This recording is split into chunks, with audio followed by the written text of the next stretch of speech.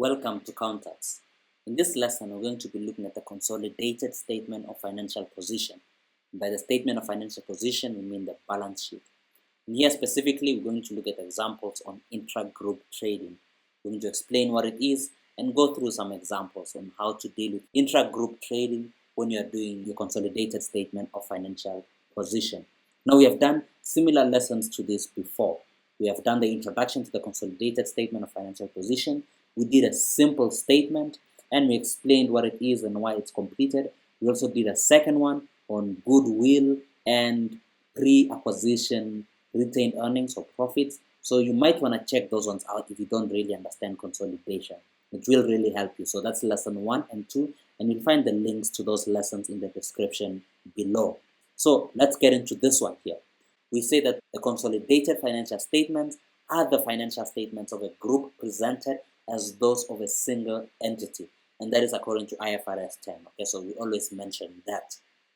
If intra-group trading transactions are undertaken at cost, okay, there would be no issue in dealing with profits due to intra-group trading. So what is that statement saying?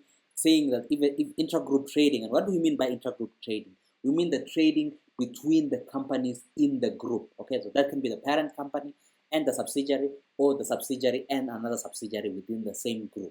Okay, so we are saying if intra-group trading transactions are undertaken at cost, meaning one company in the group sells it to another company or sells goods to another company in the group at cost, that means there would be no issue with dealing with profits, okay, due to intra-group trading. And you'll see what that means right now when we go through examples. However, with each company in a group being a separate trading entity, other group companies are treated in the same way as any other outside customer. So what are we saying? When a company within the group, let's say a subsidiary, is selling goods to another subsidiary or to the parent company, okay, they will sell it to them at the same price that they are selling goods to other companies outside the group. Okay, that's usually going to be the case. And when you're dealing with many examples, that's usually going to be the case. Okay, so they will sell it at the same price they're selling it to other companies outside the group. And if you're selling your goods at that same price that you're selling to other companies outside the group, you will have put your markup or your profit, okay, your markup or your margin for your profit. You will have added something on top of what it cost you to buy those goods. So that is what this statement is saying. In the consolidated statement of financial position, the only profits recognized should be those earned by the group in providing goods or services to outsiders. Inventory should also be valued at cost to the group. Very, very important for you to take note of this statement here. We are saying that whatever profit that you will recognize in the consolidated statement, it should be only those earned by the group in providing goods and services to outsiders. So if a subsidiary, for instance, sold some goods to another subsidiary and it made a profit, okay, it added something on top and made a profit, in the consolidated statement of financial position, there is no transaction. You're pretending as if that transaction never happened and you did not sell to anyone and you did not make any profit. You still have inventory. Why? Because the inventory is still within the group. Even if it moves from one subsidiary to another or from the subsidiary to the parent company, it's still within the group. So you'll just have to remove the profit again. Okay, you'll have to remove the profits that you've made.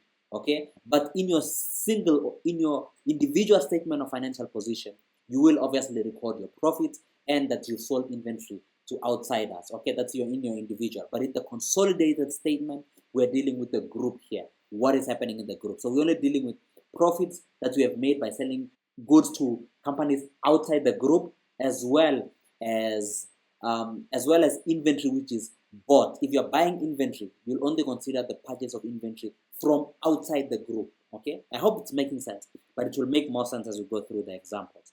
So as we deal with intra-group trading, here's the basic scenario you will have.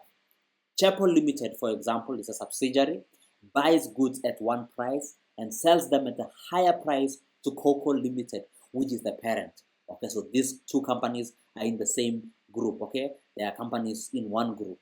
The account of Chapel Limited will properly include the profit earned on sales to Cocoa Limited. Okay, so Chapel Limited sells goods to Cocoa Limited, which is its parent company, and then it records the profit, okay, the profit earned on sales to the parent, which will be found in its own individual statement.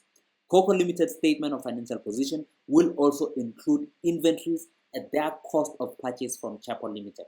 So we are saying Chapel Limited is a subsidiary. It sells goods to the parent company. Okay, so Chapel Limited will record the sales, including the profits that's made, and Cocoa Limited will record the inventory purchase at its cost. Okay, how much they bought it at from its subsidiary. In their individual statements, that's what will happen. The problem arising from the above transactions are the following. Although Chapel Limited makes a profit as soon as it sells goods to Cocoa Limited, the group does not make a sale or achieve a profit until an outside customer buys the goods from Cocoa Limited. And that's exactly what I mentioned in the previous slide. If Chapel Limited, being a subsidiary, sells goods to its own parent company, okay, they are individual companies, yes, and they will record the transaction as such in their own individual books.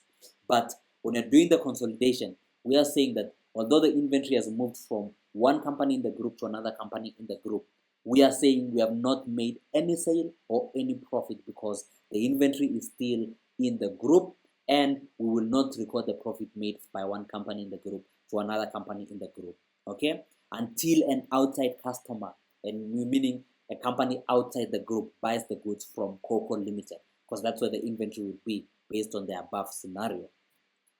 Any purchases from Chapel Limited which remain unsold by Cocoa Limited, so Chapel has sold goods to Cocoa Limited. Any purchases from Chapel Limited which remain unsold by Cocoa Limited at year end will be included in Cocoa Limited's inventory. Okay, it will be included in Cocoa Limited inventory. Their value in the statement of financial position will be at their cost to Cocoa Limited, which is not the same as their cost to the group. Okay, so we are saying any purchases from Chapel Limited which remain unsold by Cocoa Limited at year end will be included in Cocoa Limited's inventory. So we are talking about their own individual books. Their value in the statement of financial position will be at their cost to Cocoa Limited. So this is Cocoa Limited's own individual statement of financial position, not the consolidated.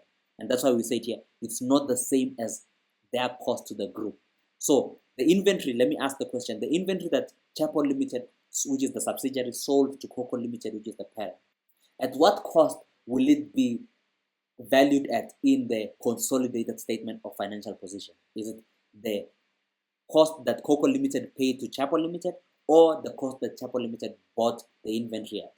Well, if you guessed the cost at which Chapel Limited bought the inventory, you would be correct, because Chapel Limited bought from outside the group. Okay, so that cost that you bought the inventory from outside the group is what you will record in the consolidated statement of financial position, provided obviously that you still have the goods or the inventory. And that is why it's highly important that you know the format of the statement of financial position, and you also know how it works and how you record it and what you record there. And we've done a simple lesson on how to do statement of financial position. Okay, that's a basic thing you'll need to understand before looking at group transactions. And I'm sure you know that by now if you are at the level where you're doing group financial statements.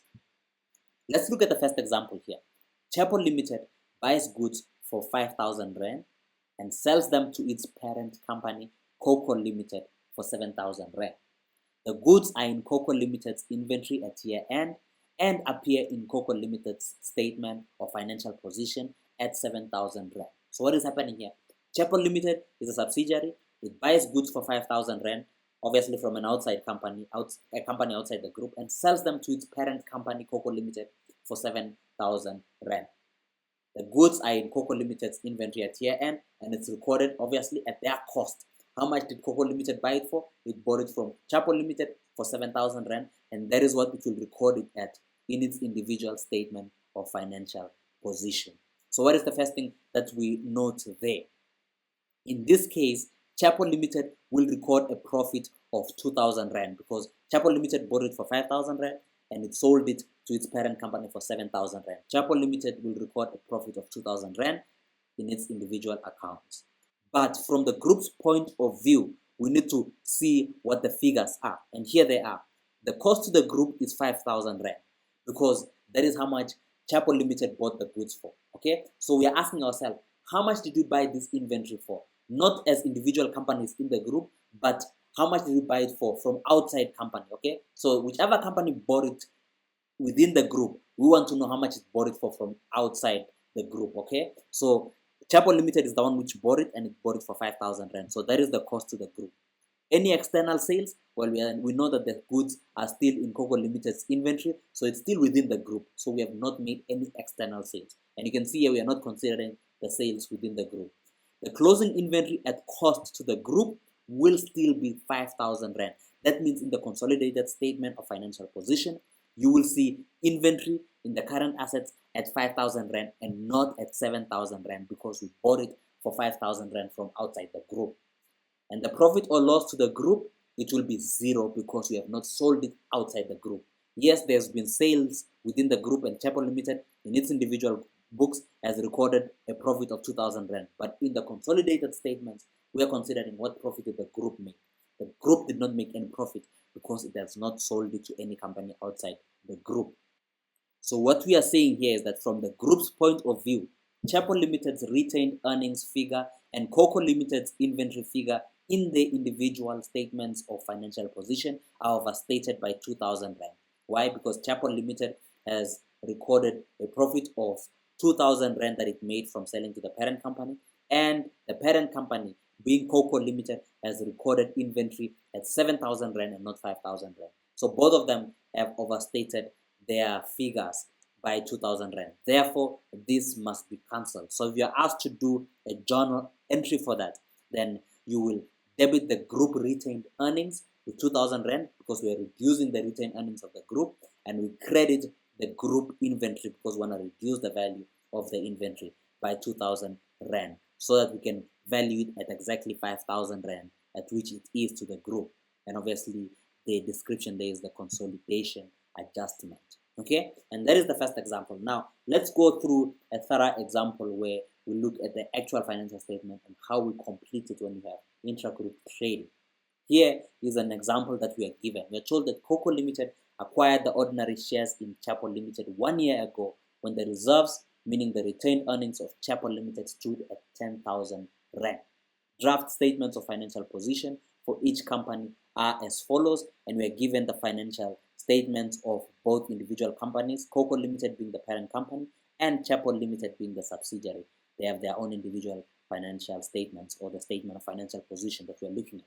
We are also told here that during the year, Chapel Limited sold goods to Coco Limited for 50,000 rand. The profit to Chapel Limited being 20% of selling price.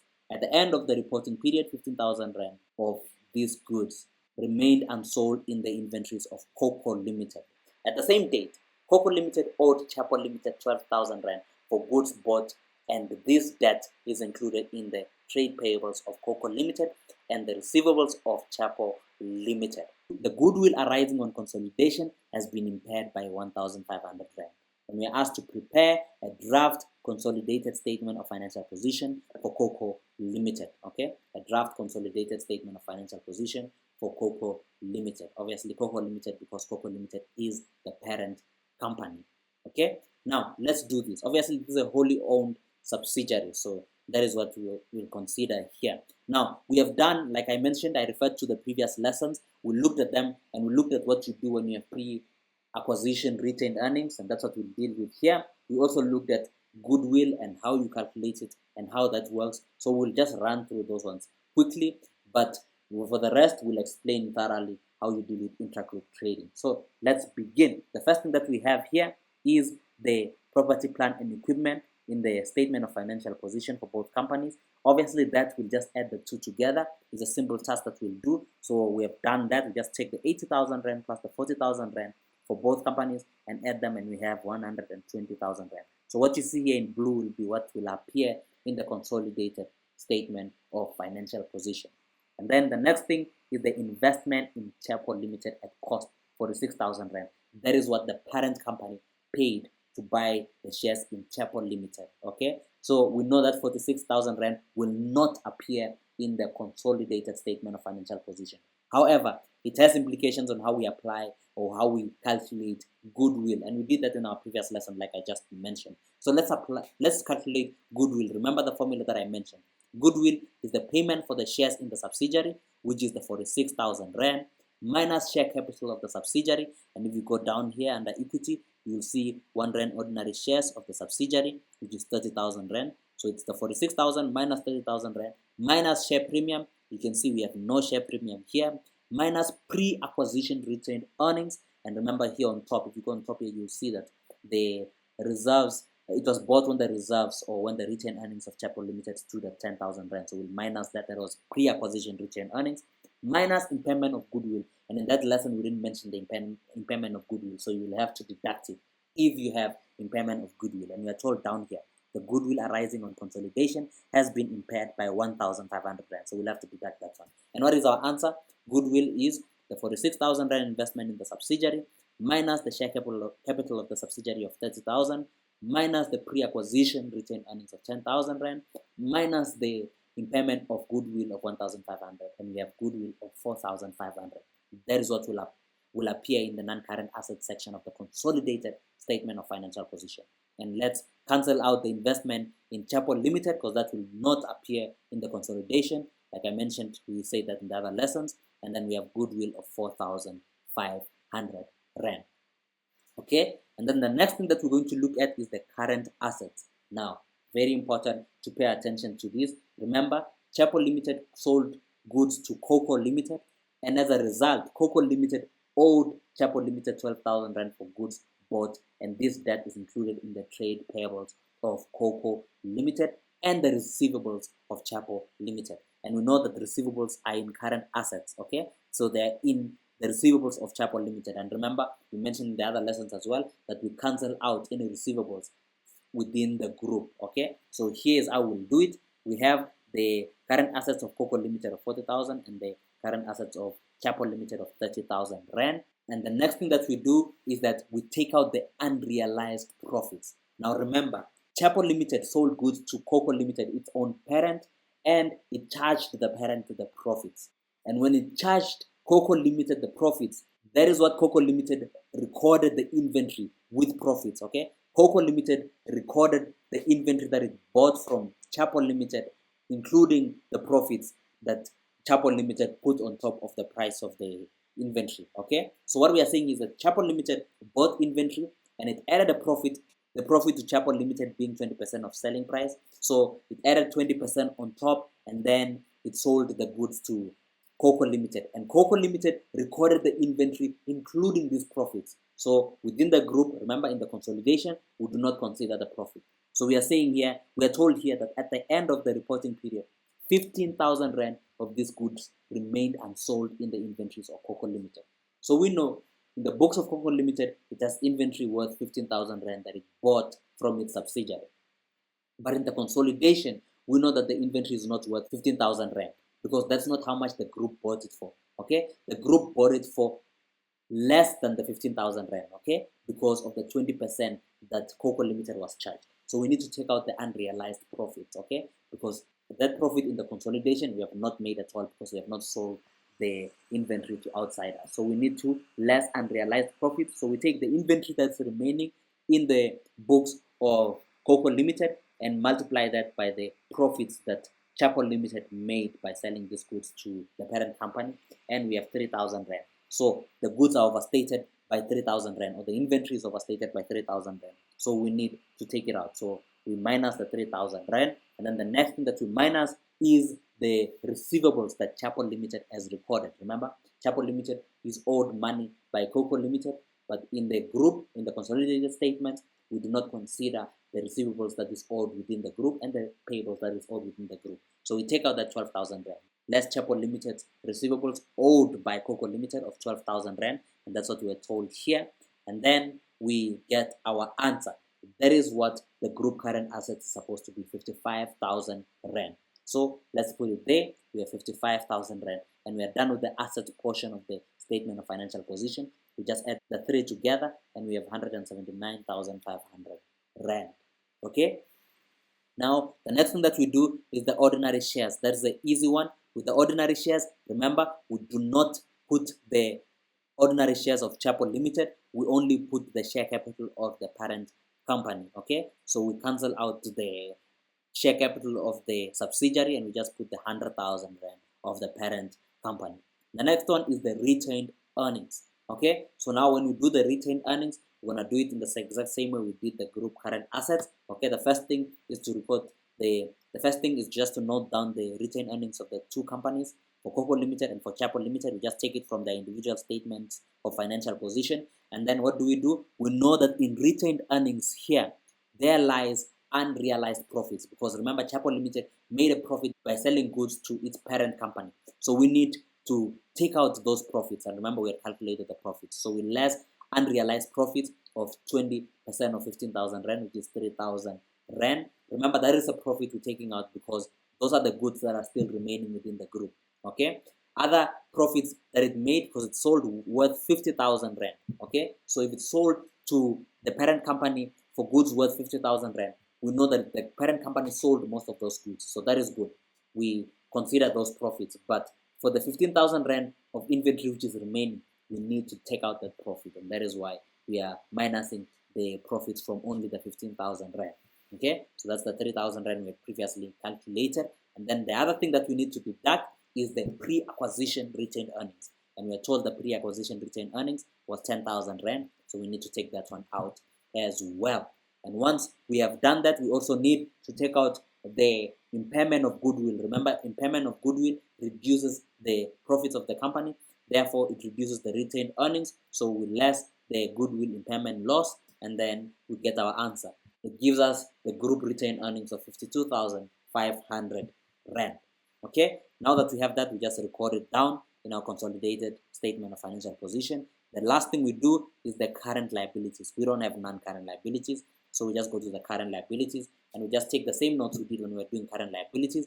We just record the current liabilities of the two companies, and then the first thing that we do is that we deduct the payable that, remember, the parent company owes the subsidiary company, okay, because of the goods that the subsidiary company sold to the parent company. Okay, the parent company has not paid 12,000 Rand. Remember, the same way we deducted it from the receivables of the subsidiary, now we're deducting it from the payables of the parent company, because current liabilities includes payables, and in these payables of the parent company, 12,000 Rand is included in there because it owes to the subsidiary. But according to the group, we don't owe each other, so we remove the 12,000 Rand.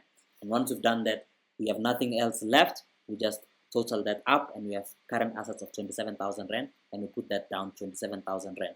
And then we just add our total equity and liabilities, the 100,000 Rand plus the 52,500 Rand plus the 27,000 Rand, and we have 179,500 Rand. And you can see our assets balances with our total equity and liabilities. And this is how our consolidated statement of financial position looks. Okay, it's everything that we have calculated, and remember, we took out the things that we needed to take out, and that is how you consider intra-group trading for the consolidated statement of financial position for a parent company and a subsidiary company which is wholly owned. We did another lesson for intra-group trading for a company which is partly owned, and you'll find the link to that lesson as well in the description below. Otherwise, if you have gained value from this lesson, if you have learned something, please subscribe to our channel, like this video, and share it to those who think it might help. Till next time, cheers.